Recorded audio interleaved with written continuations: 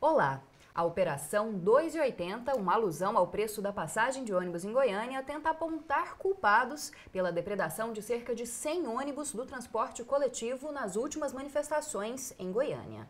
No dia 23 de maio foram cumpridos mandados de busca e apreensão e 3 mandados de prisão contra os estudantes Ian Caetano, Heitor Vilela e João Marcos Aguiar. Um quarto jovem não foi encontrado pela Polícia Civil.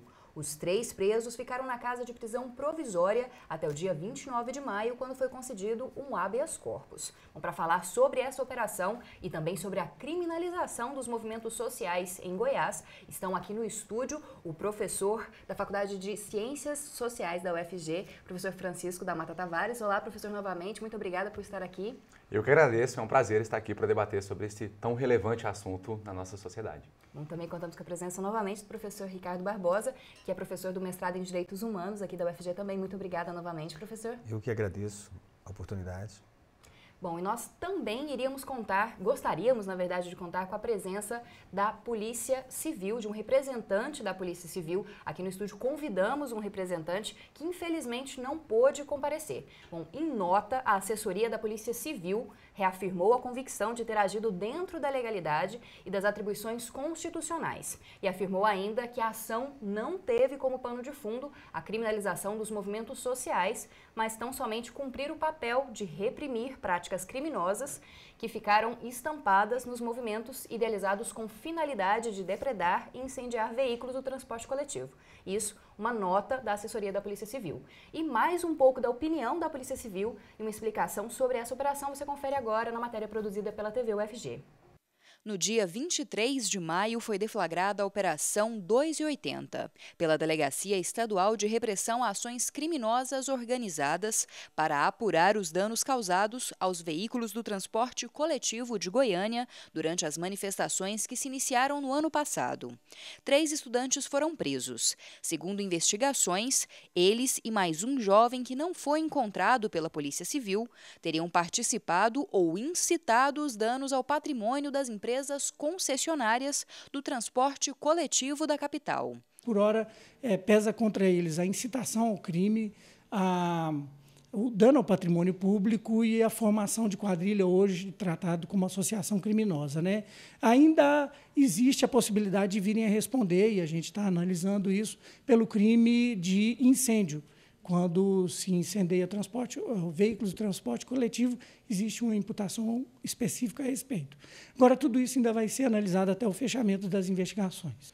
Então, em função do eminente risco, a gente teve que conter o grupo. E por que o grupo? Porque é o grupo que foi identificado como o delineador da conduta que se buscava desenhar para o final de semana e que possivelmente viesse a repercutir em mais danos à sociedade. Segundo o delegado titular da Draco, existem provas da participação dos jovens na depredação dos veículos. Seria uma leviandade, 3 nichos de autoridade, 3 níveis de autoridades deferirem a Polícia Judiciária ao representar pela prisão deles, o Ministério Público ao concordar com a prisão deles e o Poder Judiciário em deferir e manter a prisão, como foi verificado agora ao longo do final de semana desse grupo, se não houvesse provas mínimas a respeito da participação deles e, mais do que só participação, a ascendência deles nesses atos. Lógico que existem provas, e essas provas, inclusive, se confirmaram com as medidas de busca e apreensão que foram realizadas. Foram encontrados bastante panfletos com conteúdo bastante significativo para a conduta que se desenha da parte dos investigados, objetos utilizados para a construção de coquetéis Molotov, e outros elementos ainda que estão sendo analisados, mídias, instrumentos de mídia, que determinam, que apontam exatamente o contorno das ações do grupo. Já para estudantes, professores e integrantes de movimentos sociais, a ação da Polícia Civil é, na verdade, uma tentativa de criminalizar a luta popular e, assim, reprimir as manifestações. A tentativa de intimidação é justamente uma tentativa de evitar que mais estudantes venham para a rua. Porque assim, aí o pessoal olha lá e fala, eu sou parecido com aquele cara que está preso, né? Eu gosto das mesmas coisas que ele, eu gosto de me envolver nas coisas, mas agora eu não vou mais para manifestação. O processo de criminalização implica que são realizadas, por exemplo, prisões em situações que a própria legislação não sustenta essas prisões. Então são prisões que não têm um fundamento jurídico adequado. Ora, se a prisão é feita apesar da ausência do fundamento jurídico, então o caminho judicial para resolver isso não é suficiente.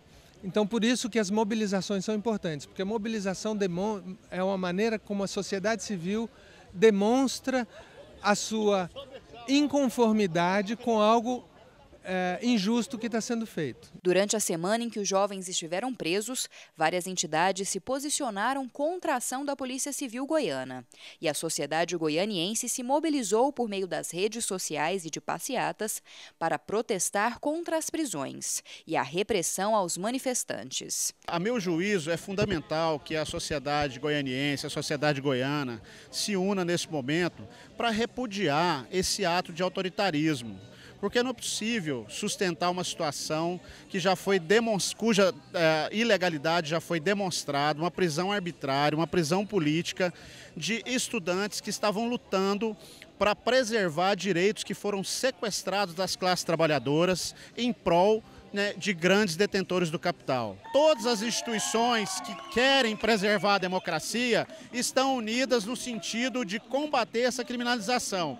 E o Estado, ele não vai poder impedir a voz popular, não vai impedir a força popular, de forma que nós vamos sim continuar movimentados, continuar unidos para tentar combater isso a qualquer custo. E eu entendo que a união, ela sim é necessária e ela é fundamental para que a gente consiga reverter essa situação e evitar que ocorram novas prisões.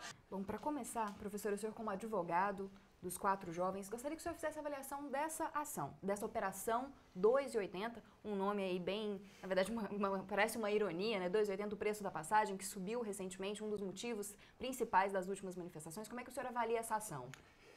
Do ponto de vista técnico-jurídico, parece que uma fala do Dr. Alexandre está correta.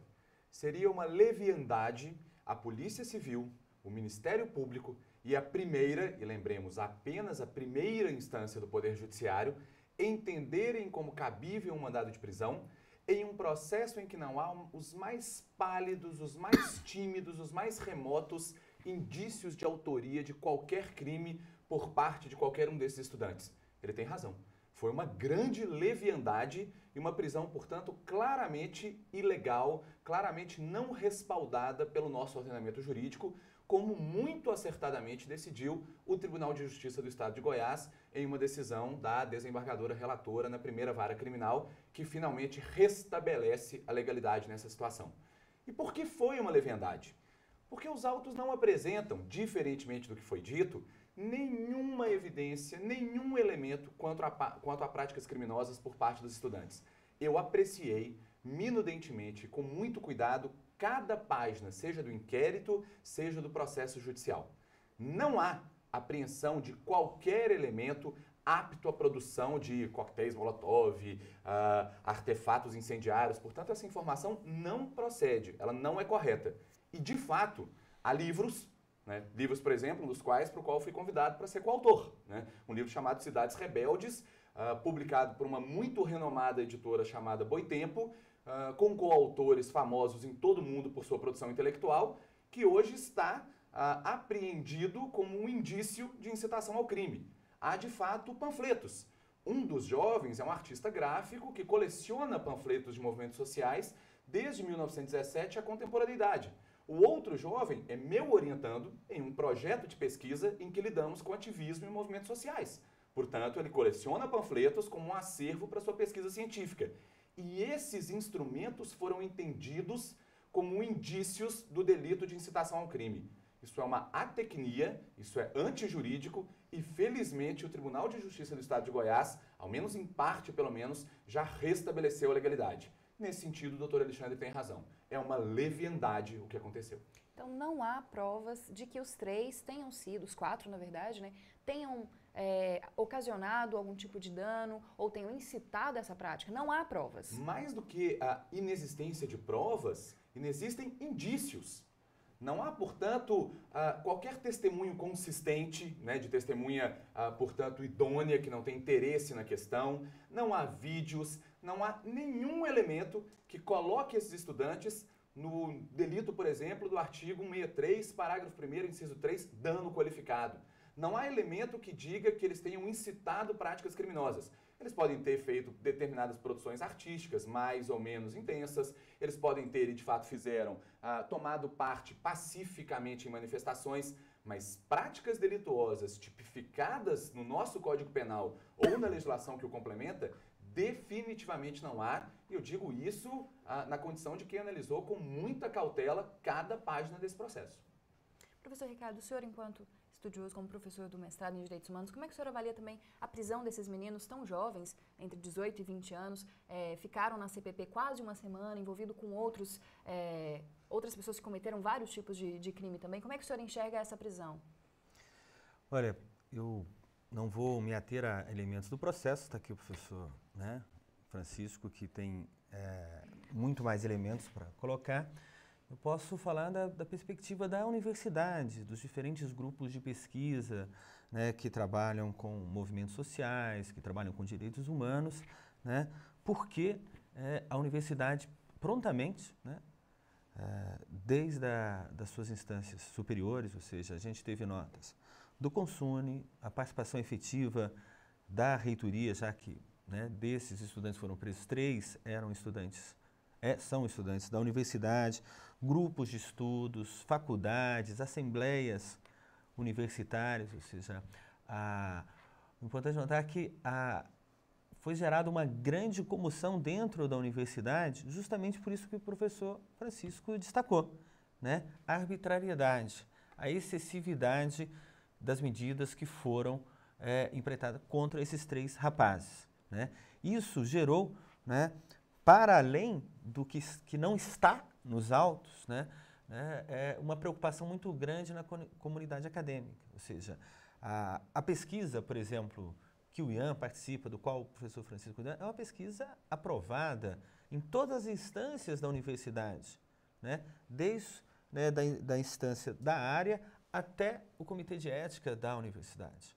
Então, não há aí, nem do ponto de vista ético, científico, não há nenhum elemento, né? E há alguns elementos que a gente pôde ver, né, algumas expressões que acabam caracterizando, né, o que algumas notas colocaram como estado de exceção.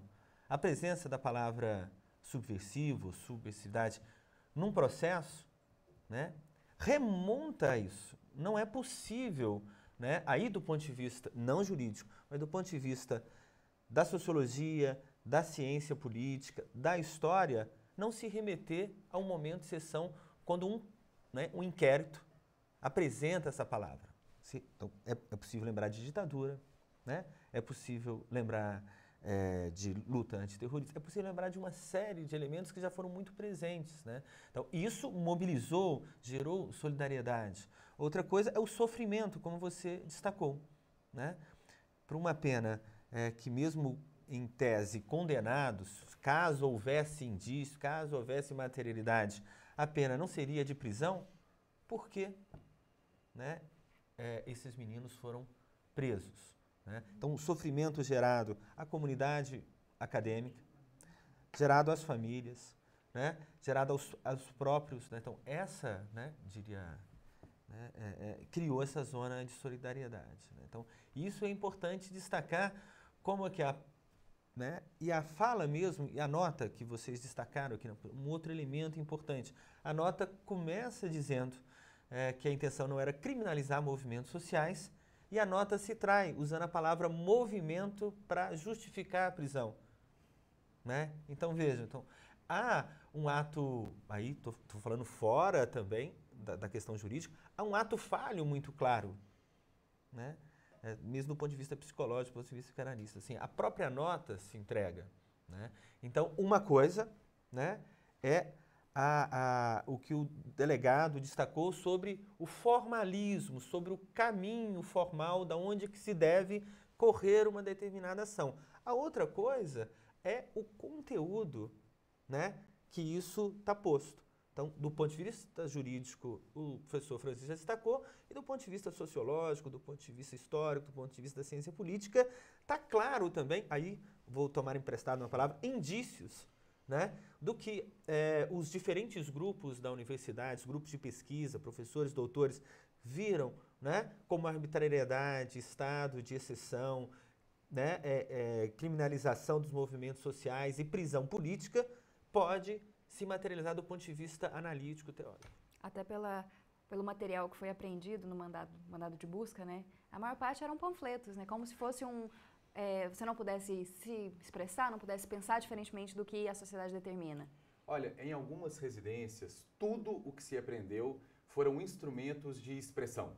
Portanto, instrumentos musicais de percussão, tambores e congêneres, panfletos, computadores, ou seja, a polícia entrou às 6 horas da manhã na casa de excelentes alunos de uma universidade, absolutamente pacíficos, alguns dos quais com produção teórica em sua iniciação científica, defendendo que protestos devam ser pacíficos, devam ser massivos, devam respeitar determinados princípios, subtraiu obras acadêmicas, subtraiu instrumentos de manifestação artística e disse que aquilo era indício de prática de crime. Em uma peça inquisitória em que se declara que esses jovens são de alta subversividade e que um movimento social chamado Frente de Luta pela Redução do Transporte é uma perigosa organização criminosa. Ora, em primeiro lugar, o ordenamento jurídico brasileiro, as nossas normas penais, constitucionais, não conhece esse conceito subversividade. Ele pode comparecer em outros momentos, mas ele não encontra abrigo nas nossas normas jurídicas. E, ademais, o artigo 5º da Constituição assegura a todos o direito à livre manifestação do pensamento. Portanto, obras intelectuais e instrumentos musicais de percussão não podem ser entendidos como indícios de quaisquer crimes, sob pena de instaurar-se nesta nação um estado de exceção, como muito corretamente o professor Ricardo acaba de acusar. Bom, a gente vai para um rápido intervalo e continua discutindo esse tema no próximo bloco. Não saia daí.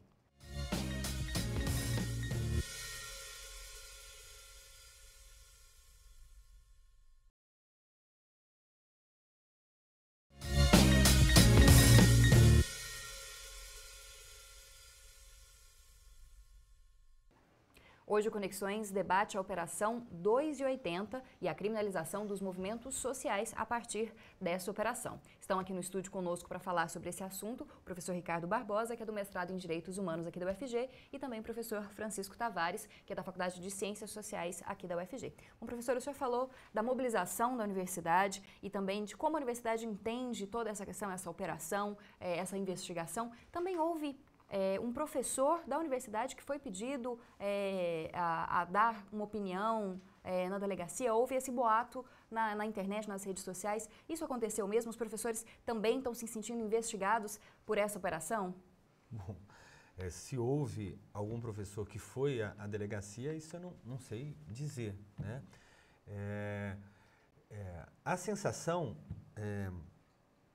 mais do que ser investigado, né, a sensação que gerou, né, porque os alunos, como Frank, o professor, perdão aí, né, é conhecido aqui na comunidade acadêmica como Frank, então claro. Então o Frank ponderou aqui, né, não há nenhuma materialidade, ou seja, a dificuldade dos professores, né, eu sou professor do IAN, né, de entender ele como criminoso perigoso, passível de uma prisão preventiva, né? Como não tem nenhum fundamento, não tem uma materialidade, ou seja, manifestou sempre pacificamente, né?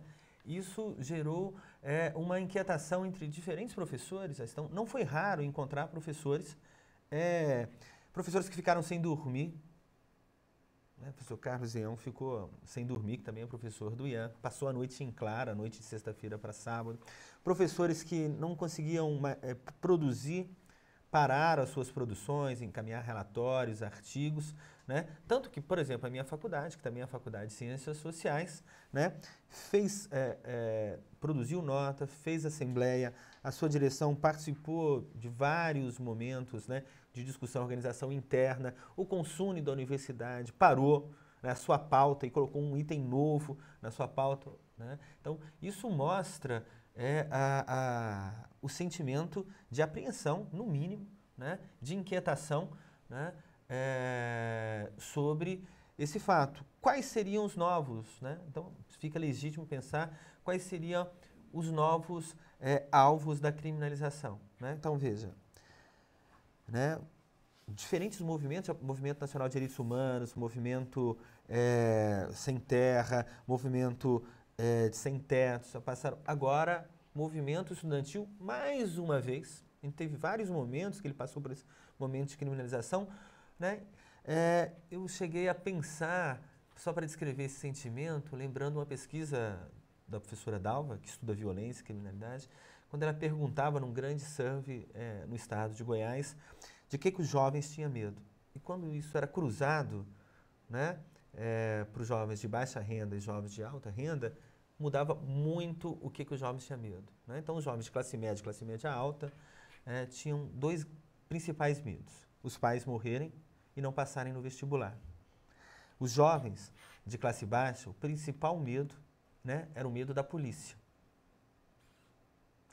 Então, eu fiquei pensando, por hipótese, né, se essa grande expansão que a universidade teve, na medida em que ela acolhe para além, né, a universidade era tão pequena que não cabria a própria elite do país. Na medida que ela tem uma pequena expansão, né, ela passa, e tem políticas afirmativas que acompanham essa expansão, ela passa, né, a agregar uma série de outros jovens que não tinham acesso a essa universidade, né? Então, parece que esse é um medo novo que a comunidade universitária tinha, né? E pelo menos os jovens que aqui ingressavam. Então, eles passam agora não só a ter medo, né, se a universidade era o lugar que mal cabia elite, medo que seus pais morressem e que eles não passassem no vestibular, agora eles se encontram com o medo da juventude, da grande maioria da juventude brasileira, que mora na periferia, que é o medo da polícia. E os professores passam, né, a conviverem com esse temor, né? Então, essa, por hipótese, né, é uma das questões que podem estar presentes nisso que você me perguntou. Na verdade, agora a Universidade de Goiânia, né, e a comunidade universitária, professores, técnicos, terceirizados, né, agora a gente tem uma nova grande categoria na universidade, terceirizados e estudantes, né, passam a realmente estar fundada, situada, localizada, né, de uma vez por toda, na capital mais desigual da América Latina, que é a cidade de Goiânia. Professor, esse medo é perceptível nos alunos, principalmente nos militantes do movimento social. A gente conversou com algumas pessoas que têm medo mesmo agora de sair à rua, principalmente porque houve um boato de que novas prisões pudessem acontecer durante a semana, que era uma investigação nacional, que tinha informações da Agência Brasileira de Informação. Como é que o senhor está vendo também, no meio da militância, esse medo, esse temor das prisões, de novas ações da polícia? Olha, isso é muito concreto. Durante essa semana em que atuava na defesa dos estudantes, eu recebia por dia não menos do que 80, 90 telefonemas, invariavelmente de madrugada, de estudantes absolutamente aflitos perguntando: professor, será que eu serei o próximo? Eu nunca cometi qualquer crime, eu sou contra qualquer prática de violência, mas eu igualmente sei que a lei diz que as tarifas de transporte público devem ser módicas, devem ser baratas, e fui às ruas pacificamente protestar por isso. Agora eu tenho medo de ser preso. E me ligavam em situação de pânico, às vezes com mochila, indo para a beira da estrada querendo fugir, às vezes chorando, às vezes numa situação de insegurança que os levava ao limite da tranquilidade psíquica, e isso não é por acaso. Mais do que boatos, a autoridade policial compareceu à imprensa reiteradamente dizendo que eventualmente novas prisões ocorreriam. Isso me parece um trabalho muito bem pensado, de tentativa de se semear um receio generalizado para se evitar que novos protestos, ou seja, que o exercício dos direitos constitucionais políticos e individuais dos cidadãos seja manifestado nesse país. Essa não é uma tática, portanto, trivial. Quando você vai à TV e diz: olha, eventualmente eu vou prender novos jovens universitários, bons alunos como Heitor, Ian, João Marcos, todos os próximos jovens que sabem que aqueles não cometeram crime e que sabem não ter cometido, pensam: será que eu posso ser a próxima vítima desse arbítrio e dessa ilegalidade? E isso foi muito concreto. Eu recebi, reitero, 80, 90 telefonemas diários de estudantes em situação que beirava o pânico, perguntando-me se seriam a próxima vítima da ilegalidade estatal. Bom, professor, o senhor acha que todo esse medo, esse temor dos jovens pode fazer com que as manifestações percam a força que elas vinham tomando, até mesmo as manifestações espontâneas nos terminais, por causa da má qualidade do transporte, do aumento da passagem? Eu acredito que o objetivo dessas operações policiais é esse. O objetivo do empresariado do setor de transportes não é outro senão esse. O objetivo das oligarquias, o objetivo da Polícia Militar, o objetivo do serviço reservado da Polícia Militar, aliás, uma grande inconstitucionalidade, é esse. Mas não cumpriram esse objetivo.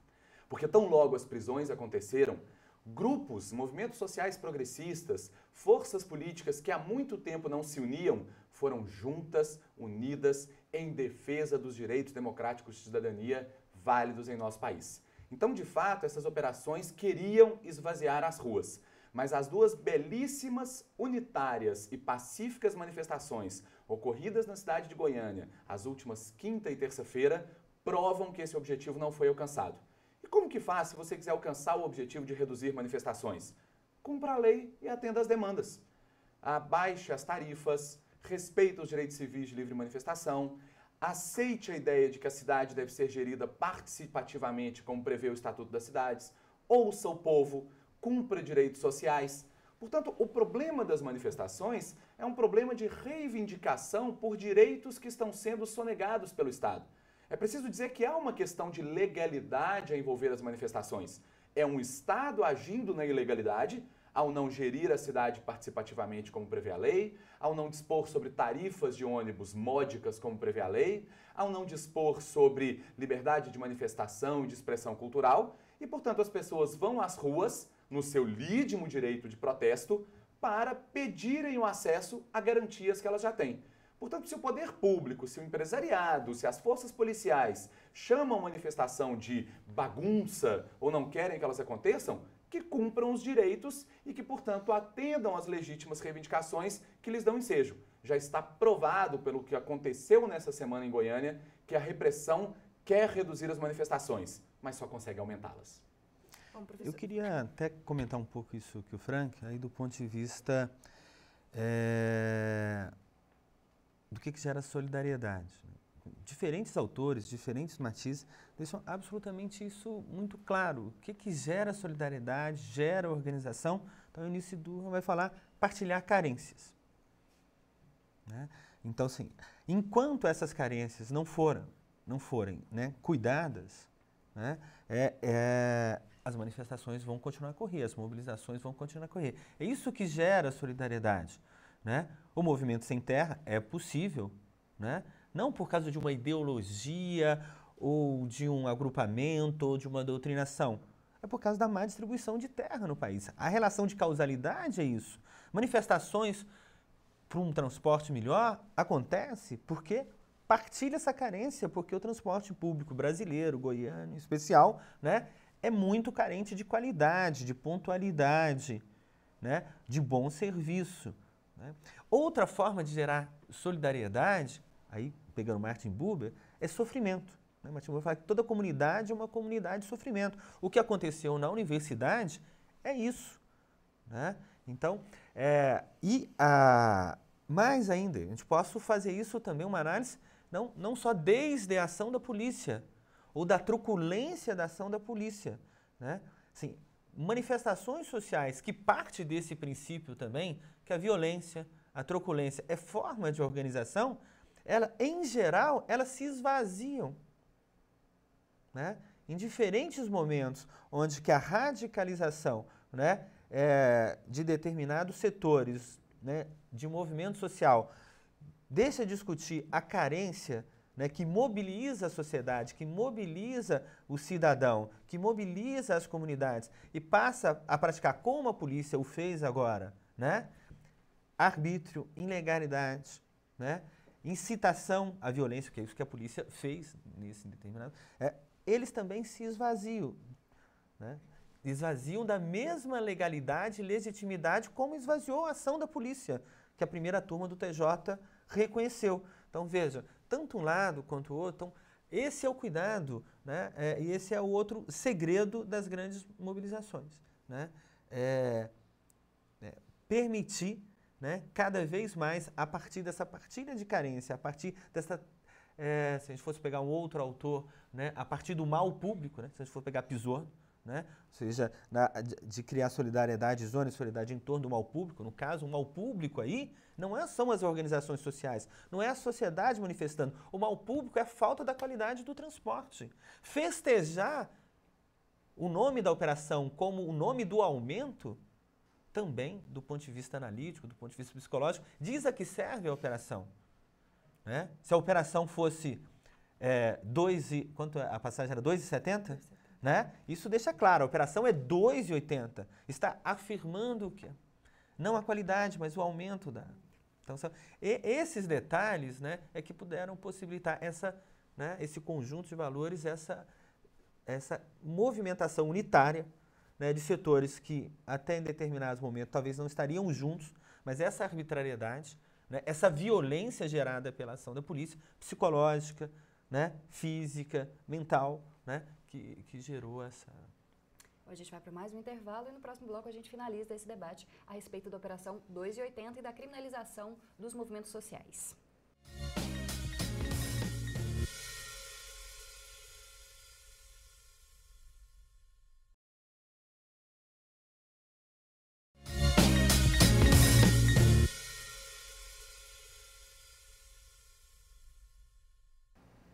Estamos de volta com o último bloco do Conexões, que hoje fala sobre a criminalização dos movimentos sociais a partir da Operação 2,80 da Polícia Civil, que tenta apontar os culpados da depredação de ônibus aqui em Goiânia. Estão no estúdio conosco o professor Francisco Tavares, que é da Faculdade de Ciências Sociais da UFG, e também o professor Ricardo Barbosa, que é do mestrado em Direitos Humanos. Professor Ricardo, o senhor falou um pouco da questão da violência, tanto policial quanto nas manifestações. A gente viu desde das manifestações de junho um aumento da violência, o que a mídia costuma chamar de vandalismo, né?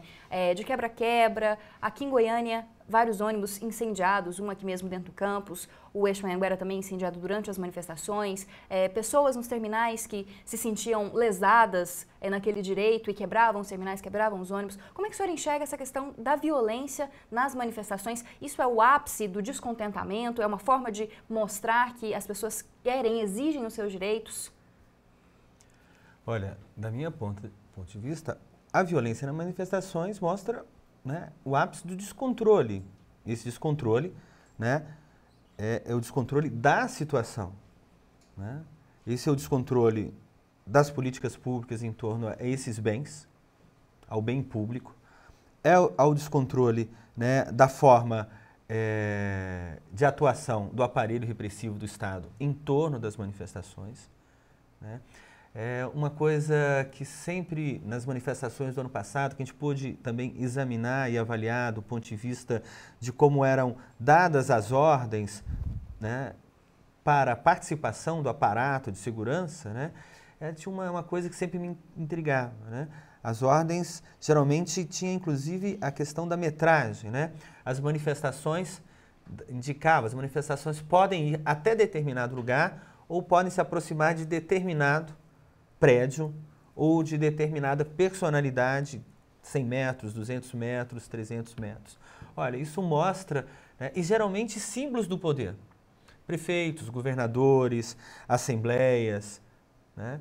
Então, veja, novamente a polícia, aí, em vez de para proteger a manifestação pacífica, ela recebia ordens para proteger as estruturas de poder do Estado.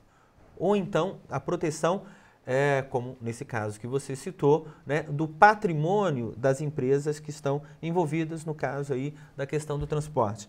Isso é uma inversão, né? Vou tomar a frase no título do livro de um coronel da PM de São Paulo, né, do guardião da cidade, né, que está lá em Platão. Essa é uma inversão. O guardião da cidade, né, defende a polis, defende a comunidade, né, e não deve ser usada exclusivamente para defender as instâncias de poder, seja econômico, seja poder político. Né? Essa é um detalhe que sempre me intrigou na ordem que, quando os comandos, seja da Polícia Militar, ou na fala do delegado agora, né, na nomeação, né, do inquérito, ou, né, na fala dos comandos, assim, a preocupação absolutamente só com as instâncias de poder. Agora, há uma mudança, né? Essa operação também eu acho que ela vai ser paradigmática do ponto de vista da mudança, pelo menos do ponto de vista do formalismo, né? Do ponto de vista da democracia formal, né? Eles estão querendo deixar isso muito claro, mas que eles estão tentando tomar um certo aprendizado, né? Mas mesmo assim muito tênue, né? Na medida que o conteúdo, que a qualidade do inquérito não, né, sustenta o formalismo dele, né? Esse é um primeiro momento que eu gostaria de destacar sobre essa questão da violência. O outro eu já coloquei no outro bloco. A violência, né, ela afasta, né, o principal elemento, ela afasta a sociedade. Então, nas manifestações passadas, na medida da ação violenta da polícia, né, ela afastou, né, a sociedade foi para a rua, mesmo com a reação violenta da polícia, né, bala de borracha direcionada ao rosto das pessoas, né, jornalistas sendo alvo preferencial, né, da violência policial. Então, as manifestações tomaram outro corpo em protesto a essa violência, né? Da mesma maneira que eu falei no outro bloco, que quando você vê a população em qualquer survey, né, qualquer pesquisa de opinião, né, que para medir, a população é um cravo na ferradura, né? Apoio massivo às pautas de reivindicação, seja da qualidade dos hospitais, das escolas ou do transporte, e condenação massiva, né, da violência, seja por parte do Estado, seja por parte de qualquer grupo, né? A violência é pedra fundamental, chave, para a gente discutir o que gera solidariedade e repulsa na sociedade, né? Tanto a polícia como os movimentos sociais devem ficar atentos a isso. E o senhor, professor, como é que o senhor enxerga essa questão? O que parece, e várias pesquisas que a gente tem desenvolvido chegam a essa conclusão, é que, primeiramente, a violência tem uma direção e um sentido preponderantes. Vamos pensar, por exemplo, no número de jornalistas que foram alvo de alguma prática violenta em manifestação. Mais de 70% foram alvo de autoridades policiais e não de manifestantes. Isso é um dado, por si só, bastante representativo no que se refere à direção e ao sentido dessa violência. Em segundo lugar, é possível se detectar que manifestações mais massivas e mais pacíficas na contemporaneidade tendem a alcançar melhores resultados. O que significa que, se eu fosse um militante que estivesse nas ruas organizando uma passeata, eu preferiria levar 6, 7, 8, 15 mil pessoas às ruas pacificamente, em prejuízo de levar 80, 90 pessoas com táticas violentas. As táticas violentas tendem a afastar o cidadão comum, tendem a subtrair credibilidade e, portanto, não são nem um pouco interessantes, além de não receberem guarida do nosso ordenamento jurídico. Mas há uma terceira consideração. Em geral, essas práticas violentas não apenas não são chanceladas, como são infirmadas, como são criticadas pela quase totalidade dos movimentos sociais. Então, os partidos políticos de esquerda, as ONGs, os movimentos progressistas são contra a violência. Essas práticas, e a gente tem cada vez mais percebido isso, como ônibus queimados, a depredação de patrimônio privado ou patrimônio público, elas não são ações políticas organizadas, mas a simples manifestação de uma revolta, uma explosão social espontânea, capitaneada por indivíduos profundamente revoltados. Isso me parece muito ruim, mas a solução para esse tipo de quadro, a história também o demonstra, não se dá com medidas preponderantemente coercitivas, repressivas, criminalizantes. Isso não tende a reduzir esse tipo de explosão, esse tipo de revolta. A gente entende que, as pesquisas mostram isso, medidas recognitivas, o respeito às pessoas da periferia, o bom tratamento no transporte, medidas redistributivas, distribuição de renda, distribuição de recursos sociais, isso sim, embora leve mais tempo, tende a reduzir essas revoltas. E, finalmente, do Maquiavel, que dizia que o tumulto era a causa da prosperidade e não da ruína de Roma. Passando pelos autores lá do início do nosso Estado democrático, liberal na Inglaterra, que diziam que a pressão contra o rei, o protesto contra o rei, era a garantia da maior estabilidade do próprio poder real. chegando à Revolução Francesa e a todos os grandes momentos históricos que constroem a democracia e a liberdade, em algumas ocasiões, explodem revoltas. E a melhor maneira de se lidar com isso é tentar buscar a causa da revolta e o motivo pelo qual as pessoas protestam. Porque a medida estritamente repressiva não costuma gerar resultados, mas ao contrário faz com que o Estado ponha em questão o seu próprio poder. Um Estado que tem apenas repressão como mecanismo de contenção ou de debate com as demandas sociais, costuma cair. Um Estado que, por outro lado, na revolta percebe uma oportunidade para agir e para tornar um ambiente mais igualitário, pacífico, harmônico em termos de convívio, é um Estado cada vez mais forte, cada vez mais consolidado. Acho que os nossos governantes têm que pensar, portanto, menos em medidas repressivas e coercitivas e mais em atendimento de direitos que, afinal, já estão assegurados na nossa legislação ordinária e, fundamentalmente, na Constituição da República. Bom, professor, voltando um pouco à questão específica dessa Operação 280, como é que estão os 3 jovens que saíram com habeas corpus no dia 30? Como que foi essa passagem deles, infelizmente, pela cadeia? Como é que eles estão? E também, a partir de agora, professor, o que deve ser feito? Quais são aí os trâmites legais que o senhor, os outros advogados devem ter que cumprir na defesa desses jovens? Perfeito. Os jovens, nesse momento, estão bem. É claro que a experiência do presídio é absolutamente traumática para qualquer pessoa, mas eles estão bem. Eles foram bem tratados, ou suficientemente bem tratados no presídio. Eles contaram com apoios muito significativos que acabaram auxiliando nesse bom tratamento. A Ordem dos Advogados do Brasil procurou saber se os direitos estavam sendo todos respeitados. O reitor da universidade, o professor Orlando, atuou como uma nobilíssima figura republicana, sempre acompanhando o processo, exigindo a preservação de direitos e garantias fundamentais. Não pediu que se julgasse dessa ou daquela maneira, mas como uma figura republicana, nobre, o tempo inteiro acompanhou, conversou com o presidente do tribunal, conversou com as autoridades policiais para ter certeza de que esses jovens seriam tratados como toda pessoa humana deve ser tratada, e isso aconteceu. Os jovens foram suficientemente respeitados no presídio, nesse momento estão psicologicamente bem. Aquele que é meu aluno já retomou as atividades acadêmicas e vai me mandar um relatório hoje à tarde, já está trabalhando na sua casa com seus livros, com a sua base de dados, com a pesquisa científica.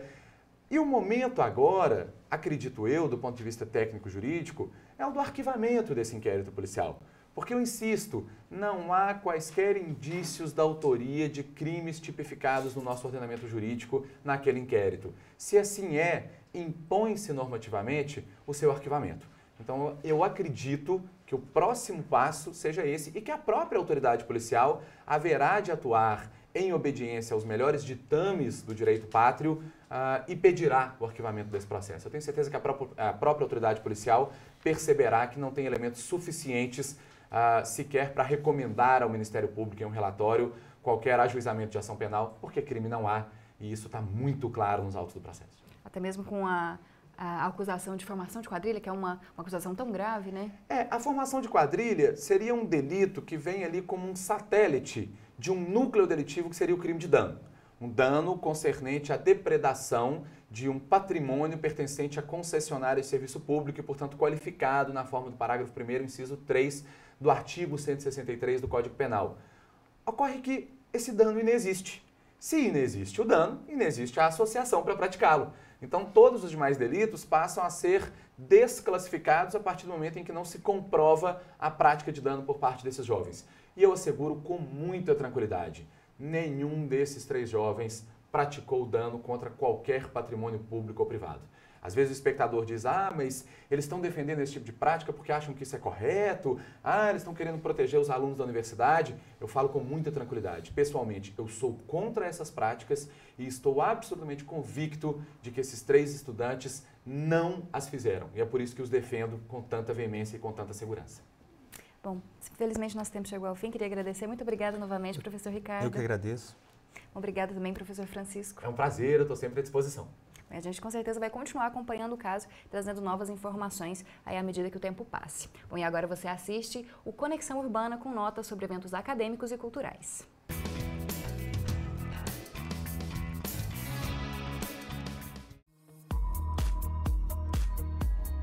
O Museu de Arte Contemporânea de Goiás tem 2 exposições abertas até o mês de julho. São 2 exposições simultâneas: Totalitário, do artista plástico Pitágoras, e Aurora Technicolor, do artista plástico R. Godard.